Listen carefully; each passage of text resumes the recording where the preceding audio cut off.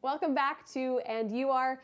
This week I really wanted to talk about balance. Is it even possible? And if so, how do you achieve that? Well, I have the perfect guest for us this week, Joelle Tomlinson. Basically, this is just an excuse to talk to my girl crush. I've been following her online. We went to Ryerson together. She's friends with my sister. We know 100 different people in the industry. And it was so good to catch up with her and talk about all the amazing things she's doing, because not only is she the host of CTV Morning Live in Calgary, or co-host, she also runs ultra marathons. She's a spin instructor. And on her weekends, she goes and hikes in the Rocky Mountains. It's like, how does she do it all? So that's what I really wanted to know.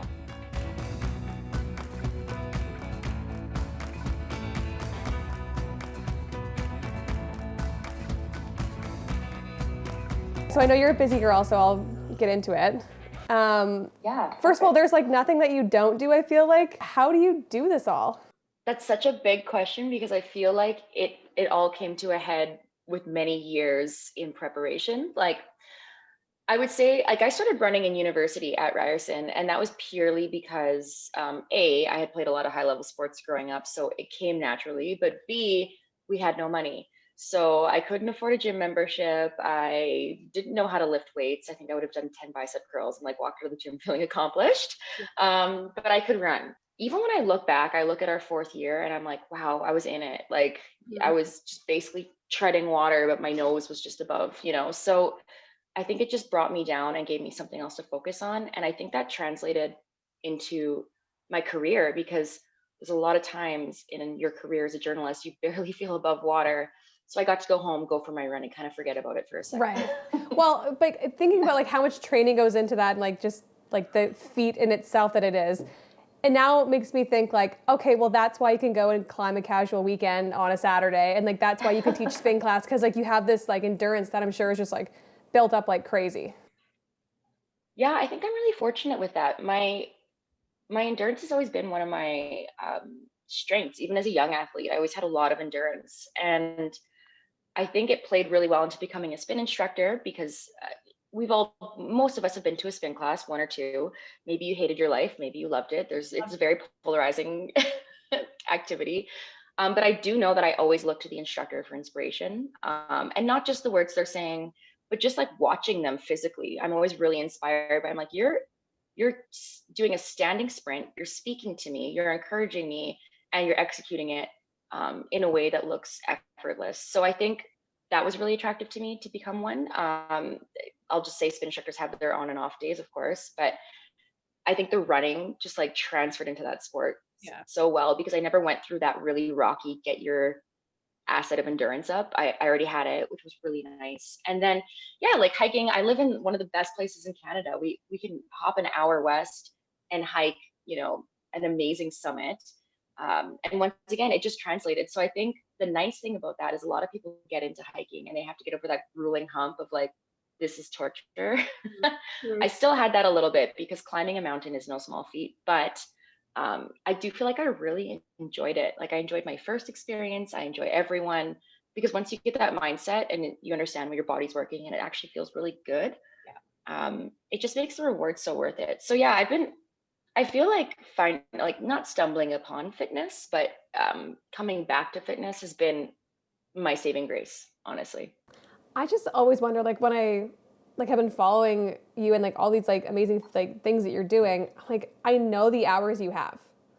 Like your show starts at 5:30 in the morning, right? Yes, 5:30. Okay, yeah. So you're up at like 3:30? 3. 3. 3. Yeah. Yeah. That's like, but when I did them, this is why like, I'm like, okay, I need to ask you about balance, because when I was on the morning show in Winnipeg, I had to be like in my desk at 4 a.m.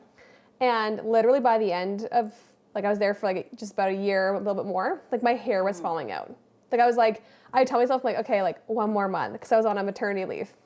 I'm like, okay, like 2 more weeks, like, but I was also like 24 and like having the time of my life and like going to Jets games and adopting a puppy and like not sleeping and like all this crazy stuff. But like you have a partner, you have a dog, and you have this like crazy fitness life. So I'm like, when is she sleeping though? I feel like that's the number one question I get asked. I was just looking at my dog who's sleeping over in the corner. Like you, I started the morning show young. I was 20, I just turned 22 in Saskatchewan, at Global News Saskatoon, and I went through the same thing. I didn't lose hair, but I put on weight. I had brain fog a lot of the time. Like I couldn't figure out how are you supposed to sleep? How are you supposed to eat? What are you supposed to eat? You probably went through that as There's well. like 5 I meals a couldn't figure day. out what wouldn't. Yes, and that's the thing too. I've worked with a nutritionist actually to talk about that because we in our head can't, you know, take 5 meals a day or whatever it may be. Mine's about 6 meals a day. And we don't think that's quote unquote normal, right? So we want to like get with the crew. We want to eat lunch with everyone else. We want to eat dinner with everyone else because we don't want to be, up for that long and having to fill those spaces. But the thing is, you need to. So I went through the intermittent fasting. I went through the eat whatever's in front of you because I'm starving at 4 a.m. situation. I went through the eating lunch at 10 a.m., which I don't do. But so I'm just saying, like the struggle starting mornings, if anyone's even thinking about getting in mornings that watches this, is very, very real and it's very individualized. Yeah. So I have friends who do not eat throughout the morning show. That's a big no from me. Like I pack the same. And you asked about how I do it. I feel like routine is like my go-to, and I am a type A personality. I mean, maybe you can tell that by the things that I do, but um I've had the same breakfast every day for almost 7 years. So I have a yogurt parfait and I made sure it has like the macros that I need to sustain me through the show. So it's almond butter, raspberries, large flake oats, Icelandic yogurt every morning. Can we just tell Every morning. everybody I that just eat everybody it. on a morning show eats the same breakfast? Like I just had that breakfast. They must- It's like stuck with me all these years, but every single year I had my parfait, like every single day for years. Like Right? yes, it travels It's well, like it eating tastes good. cheesecake. Yes. I just finished mine too, Kelly. It's like the bowl sitting over to the right. So I love it too. I've never gotten sick of it. So that's my breakfast. Um, but in terms of sleep, because that's what you actually asked about. So I know if I were to get even a reasonable amount of sleep, I would have to be in bed by 7:30. I can honestly say that never happens. I never, like maybe once in the last 6 years, I've gone to bed at 7:30. I think what I figured out is and we talk about this a lot, and I've seen it in a lot of narratives by like Brene Brown or people who speak about saying no. I said yes to everything for the first 5 years of my career. Mm-hmm. Now I actually track towards no before I say yes. So the one trick that I've really instilled in myself, almost always if I'm asked to do anything, I'm like, give me 24 hours on that. Just let me check my schedule, give me 24 hours, and then you can make this like because I always want to say yes. That's like my natural inclination. So that's a huge thing that helped with my sleep because I was emceeing anything people asked me to. I was going to workouts at 8 p.m. Not okay. I was I was even going to dinner parties with my girlfriends pre-COVID. Um, that started at 7:30 at night when I should be kind of winding down. So I think in terms of sleep, I still will admit I do not get enough. I would say I get anywhere from 5 to 7 hours on a good night. Can be less, probably never more. Um, so I guess that's kind of an imperfect answer, right? Well, I feel like this was kind of a trick question that I asked you too. Like, how do you find balance? Because like, it's actually impossible. Like, if you want to Yeah.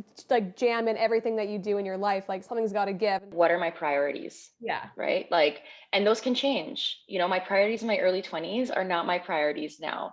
Now I prioritize sleep way more than I did over going out and socializing in my early 20s.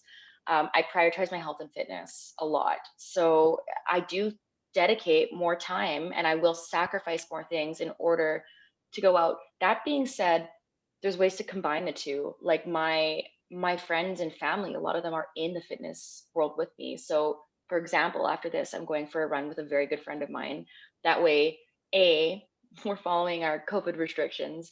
B, I get a hour to 2 hour long chat with a friend that you could have had sitting on the couch, but I meshed it into a run. So fitness is done, socializing is done, and then you can be content afterwards. So I think it's figuring out how to, do things like that, combine and also like we said, prioritize. I've also lost a few friends because of prioritizing. And I think that's actually really telling. It's nothing against them and it's nothing against me. It's just, okay, so your priorities are here, mine are here.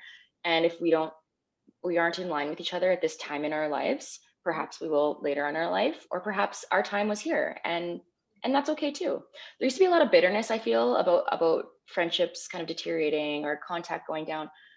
I feel like that's one thing I've grown up with a little bit, is now, or rather I've grown out of, is just respecting what you had with somebody and then being able to move on and still love and respect that person, but not need to have the constant communication. Yeah, everyone's in your life for a reason or a season. And sometimes it's like just convenience. I love that.